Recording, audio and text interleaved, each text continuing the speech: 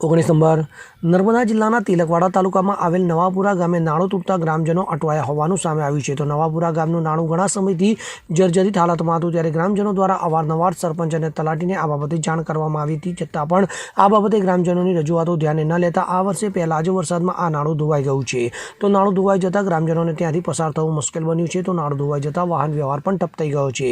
ગ્રામજનોને હાલ ગાડી પસાર થઈ શકે તે માટે પથ્થરો મૂકીને જગ્યા બનાવીને જોખમી મુસાફરી કરવા તેઓ મજબૂર બન્યા છે. તો આ મામલે ઘણીવાર રજૂઆત કરવા છતાં સરપંચ અને તલાટી કોઈએ આ વાતને ધ્યાને ન લેતા ગ્રામજનોને હાલ મુશ્કેલી વેઠવાનો વારો આવ્યો છે, જેને લઈ નાણાંને આ વહેલી તકે બનાવી આપવાની માંગ ગ્રામજનો દ્વારા કરવામાં આવી રહી છે.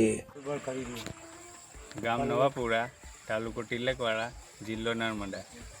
આ નારું અમારે 1 વર્ષથી તૂટેલું હતું, પણ થોડું જવાય એવું હતું, પણ હવે તો ચાલતા જવાય એવું બી નથી રહ્યું. જેથી કરીને સરકારને એવી નમ્ર વિનંતી કે અમને સારી ગુણવત્તાવાળું અને સારું નાણું બનાવી આપે એવી નમ્ર વિનંતી કરીએ છીએ.